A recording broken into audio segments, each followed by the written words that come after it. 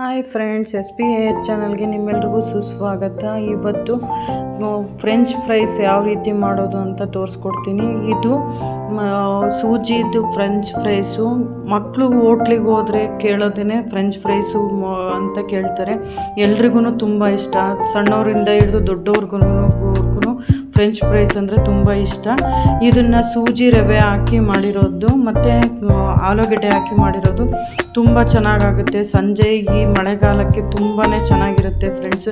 ಯಾವ ರೀತಿ ಮಾಡೋದು ಅಂತ ತೋರಿಸ್ತೀನಿ. ಒಂದು ಬಾಣಲಿ ಇಡಿ ಒಲೆ ಮೇಲೆ. ಇದಕ್ಕೆ ಒಂದು ಬಟ್ಲಷ್ಟು ನೀರು ಹಾಕಿ, ಜಾಸ್ತಿ ನೀರು ಹಾಕ್ಬೇಡಿ, ಒಂದೇ ಬಟ್ಲು ನೀರು ಹಾಕಿ, ಮತ್ತು ಒಂದು ಬಟ್ಲು ಸೂಜಿ ರವೆ ತಗೊಬೇಕು. ಇದಕ್ಕೆ ನೀರಿಗೆ ಒಂದು ಸ್ವಲ್ಪ ಉಪ್ಪು ಹಾಕ್ತಾಯಿದ್ದೀನಿ.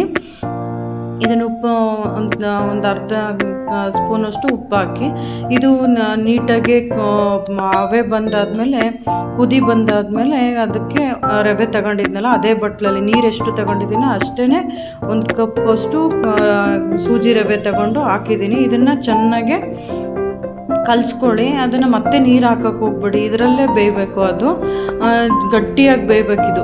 ಗಟ್ಟಿಯಾಗಿ ಬೆಂದರೆ ತುಂಬ ಚೆನ್ನಾಗಿ ಬರುತ್ತೆ. ನೀರಿನ ಅಂಶ ಇರಬಾರ್ದು ಅದರಲ್ಲಿ. ಲೋ ಫ್ಲೇಮಲ್ಲಿಟ್ಟು ಇದನ್ನು ಬೇಯಿಸ್ಕೊಳ್ಳಿ.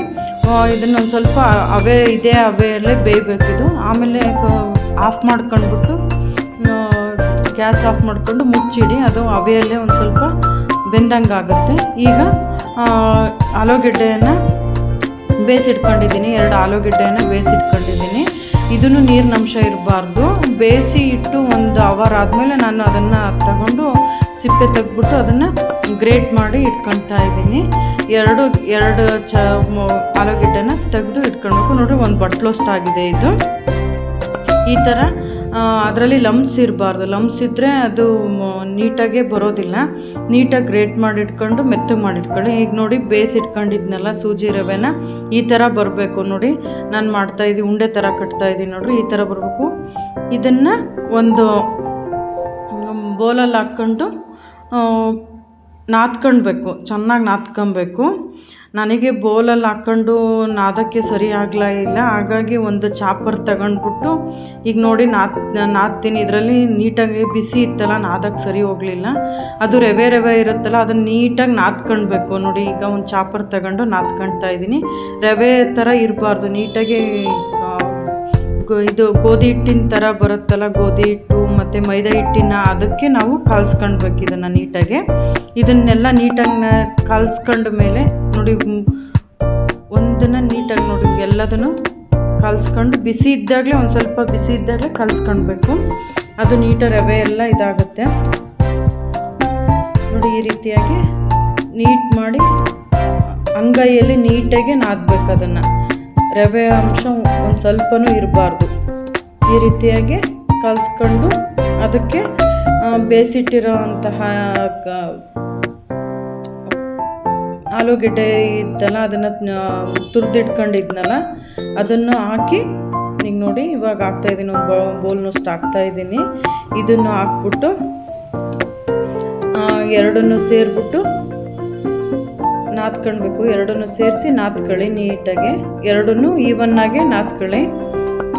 ನೋಡಿ, ಈ ರೀತಿಯಾಗಿ ಎರಡನ್ನೂ ಸಮವಾಗಿ ನಾದ್ಕೊಬೇಕು. ಇದಕ್ಕೊಂದು ಸ್ವಲ್ಪ ನಾನು ಕಾರ್ನ್ಫ್ಲವರನ್ನು 1-2 ಸ್ಪೂನಷ್ಟು ಹಾಕಿ ನಾದಿಟ್ಕೊಳ್ತಾ ಇದ್ದೀನಿ. ಇದಕ್ಕೆ ಎಣ್ಣೆ ಹಾಕ್ತಾ ಇದ್ದೀನಿ, ಗೋಲ್ಡ್ ವಿನ್ನರ್ ಎಣ್ಣೆ ಹಾಕ್ತಾ ಇದ್ದೀನಿ. ಗೋಲ್ಡ್ ವಿನ್ನರ್ ಎಣ್ಣೆ ಹಾಕಿ ಅದನ್ನು ಒಂದು ಕಾಯಿಸ್ಕೊಂಡು ಇಟ್ಕೊಳ್ಬೇಕು. ಲೋ ಫ್ಲೇಮಲ್ಲಿಟ್ಟು ಕಾಯಕ್ಕೆ ಇಡ್ತಾ ಇದ್ದೀನಿ. ಕಾದಾದ ನಂತರ ಇದು ನಾದಿಟ್ಕೊಂಡಿದ್ದೀನಿ. ನೋಡಿ, 4 ಉಂಡೆಗಳಾಗಿದ್ದಾವೆ. ರೊಟ್ಟಿ ಹಿಟ್ಟು ತಗೊಳ್ತೀವಲ್ಲ, ಅದಕ್ಕಿಂತ ಒಂದು ಸ್ವಲ್ಪ ದೊಡ್ಡದಾಗಿ ಬಿಲ್ಲೆ ಮಾಡಿ ಇಟ್ಕೊಂಡಿದ್ದೀನಿ. ಚಾಪರ್ ಮೇಲೆ ಒಂದು ಸ್ವಲ್ಪ ಎಣ್ಣೆ ಹಾಕ್ಬಿಟ್ಟು ಅದನ್ನು ಸವರ್ಕೊಳ್ತಾ ಇದ್ದೀನಿ. ಮತ್ತು ಲತೋಡಿ ಉದ್ದಬೇಕಲ್ಲ, ಅದನ್ನು ಚಪಾತಿ ಥರ ಉದ್ದಿಟ್ಕೊಳ್ಬೇಕು. ಅದನ್ನು ಅದಕ್ಕೆ ಮೆತ್ತತ್ತಲ್ಲ, ಅದಕ್ಕೆ ಒಂದು ಸ್ವಲ್ಪ ಎಣ್ಣೆ ಹಾಕಿ ಹಚ್ಕೊಂಡು ಇಟ್ಕೊಳ್ತಾ ಇದ್ದೀನಿ. ಈ ರೀತಿಯಾಗಿ ಸೈಡನ್ನೆಲ್ಲ ಇದನ್ನು ರೊಟ್ಟಿನ ಯಾವ ರೀತಿ ನಾವು ಸೈಡೆಲ್ಲ ಕಟ್ಕೊಳ್ತೀವಲ್ಲ ಆ ರೀತಿ ಕಟ್ಕೊಂಡು ಉದ್ಕೊಳ್ಬೇಕು. ನೋಡಿರಿ, ಈಗ ಉದ್ದಿಟ್ಕೊಂಡಿದ್ದೀನಿ. ಇದನ್ನು ಈ ರೀತಿಯಾಗಿ ಒಂದೊಂದೇ ಸ್ಟ್ರಿಪ್ ಥರ ಕಟ್ ಮಾಡ್ಕೊಳ್ಳಿ. ಕಟ್ ಮಾಡಿಕೊಂಡು ಉದ್ದುದ್ದು ಕಟ್ ಮಾಡ್ಕೊಳ್ಳಿ. ಕಟ್ ಮಾಡಿಕೊಂಡು ಮತ್ತು ಮಧ್ಯಕ್ಕೊಂದು ಕಟ್ ಮಾಡ್ಕೊಳ್ಳಿ. ಈಗ ಮಾಡ್ತಾಯಿದ್ದೀನಿ ನೋಡಿರಿ. ಇದಕ್ಕಿಂತ ಒಂದು ಸ್ವಲ್ಪ ಸಣ್ಣ ಕಟ್ ಮಾಡಿ, ನಾನು ದೊಡ್ಡ ಕಟ್ ಮಾಡಿದ್ದೀನಿ. ಇದಕ್ಕಿಂತ ಸಣ್ಣದಾಗಿ ಕಟ್ ಮಾಡ್ಕೊಂಡ್ರೂ ನಡೆಯುತ್ತೆ. ಒಂದು ಎಳೆಯಲ್ಲಿ ಇನ್ನೊಂದು ನೋಡಿರಿ ಮತ್ತೆ ಕಟ್ ಮಾಡ್ತಾಯಿದ್ದೀನಿ. ಈ ರೀತಿಯಾಗಿ ಕಟ್ ಮಾಡಿಟ್ಕೊಂಡು ಅದನ್ನು ಒಂದೊಂದನ್ನು ತಗೊಂಡು ರೌಂಡಕ್ಕೆ ಮಾಡಿಟ್ಕೊಳ್ಬೇಕು.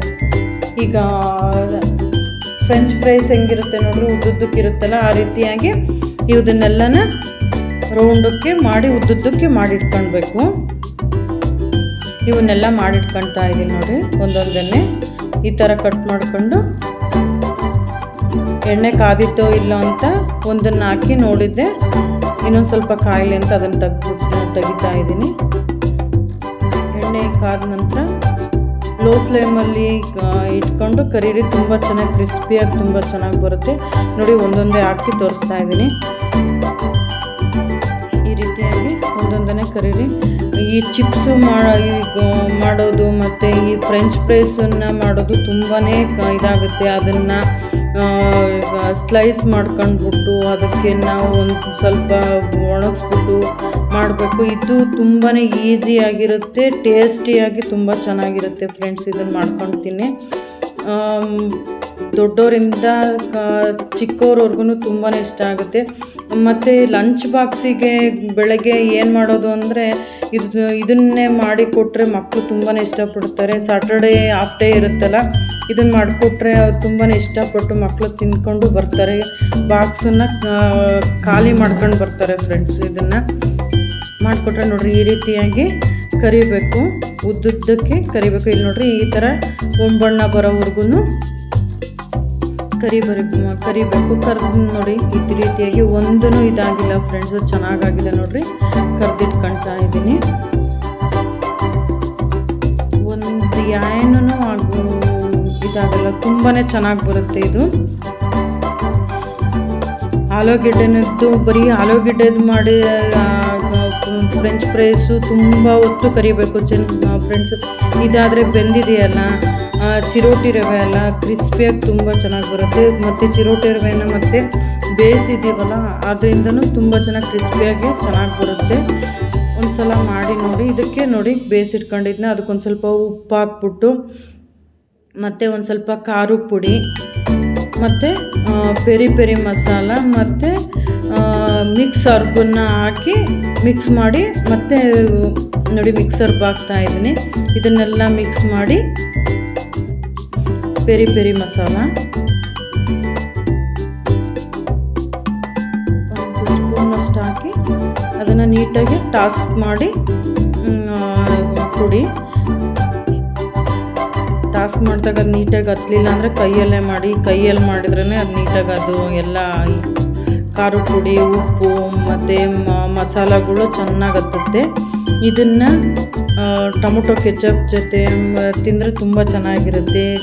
ಗ್ರೀನ್ ಚಿಲ್ಲಿ ಸಾಸು, ನಿಮಗೆ ಯಾವ ರೀತಿ ಸಾಸ್ ಬೇಕೋ ಆ ರೀತಿಯಾಗಿ ಸಾಸ್ ಜೊತೆ ತಿನ್ನೋಕ್ಕೆ ತುಂಬಾ ಚೆನ್ನಾಗಿರುತ್ತೆ ಫ್ರೆಂಡ್ಸ್. ಇದನ್ನು ಒಂದು ಸಲ ಮಾಡಿ ನೋಡಿ ಯಾವ ರೀತಿ ಬಂತು ಅಂತ ನನಗೆ ಕಮೆಂಟ್ ಮಾಡಿ, ಮತ್ತು ಲೈಕ್ ಮಾಡಿ, ಶೇರ್ ಮಾಡಿ, ಸಬ್ಸ್ಕ್ರೈಬ್ ಆಗಿ ಅಂತ ಕೇಳ್ಕೊಳ್ತೀನಿ. ಎಲ್ಲರೂ ತಿಂದು ಯಾವ ರೀತಿ ಬಂತು ಒಂದು ಸಲ ಮಾಡಿ ನೋಡಿ ಯಾವ ರೀತಿ ಬಂತು ಅಂತ ಒಂದು ಸಲ ಕಮೆಂಟ್ ಮಾಡಿ ನನಗೆ ತಿಳಿಸಿ. ನಾ ಮಾಡೋ ಯೂಟ್ಯೂಬಲ್ಲಿ ಏನಾದ್ರು ತಪ್ಪಾಗಿದ್ದರೆ ಅದನ್ನು ಯಾವ ರೀತಿ ಮಾಡಬೇಕು ಅಂತ ನನಗೆ ಕಮೆಂಟ್ ಮೂಲಕ ನೀವು ತಿಳಿಸಿ. ಯಾವ ರೀತಿಯಾದಂತಹ ವೀಡಿಯೋಗಳು ಬೇಕು ಅಂತ ನನಗೆ ತಿಳಿಸಿ.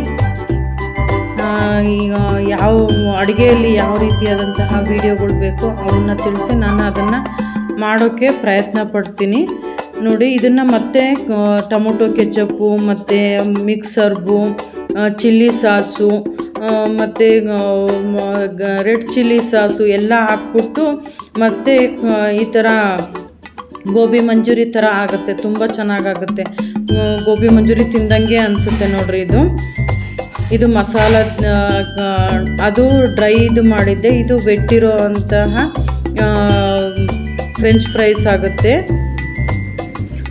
ತುಂಬ ಚೆನ್ನಾಗಿ ಬರುತ್ತೆ ಫ್ರೆಂಡ್ಸ್. ನನ್ನ ಮಗ ಒಂದೇ ಸತಿಗೆ ತಿಂದು ಖಾಲಿ ಮಾಡಿಬಿಟ್ಟ. ಅದು ಬೇರೆ ಹೊಟ್ಟೆ ತುಂಬ್ದಂಗೆ ಆಗುತ್ತೆ. ಸೂಜಿ ರವೆ ಹಾಕಿ ಮಾಡಿದ್ದೀವಲ್ಲ, ಹೊಟ್ಟೆ ತುಂಬ್ದಂಗೆ ಅನಿಸ್ಬಿಡುತ್ತೆ ಇದನ್ನು ತಿಂದರೆ. ನೋಡಿ, ಮಕ್ಕಳಿಗೆ ಹೆಲ್ತಿಯಾಗಿರೋದು ಮನೆಗೆ ಮಾಡಿಕೊಟ್ರೆ ಚೆನ್ನಾಗಿರುತ್ತೆ. ಯಾವ್ಯಾವುದೋ ಒಂದು ಎಣ್ಣೆಯಲ್ಲಿ ಮಾಡಿ ಕೊಡ್ತಾರೆ, ಹಂಗಾಗಿ ಈ ರೀತಿ ಮಾಡಿಕೊಂಡು ತಿನ್ನಿ. Thank you friends.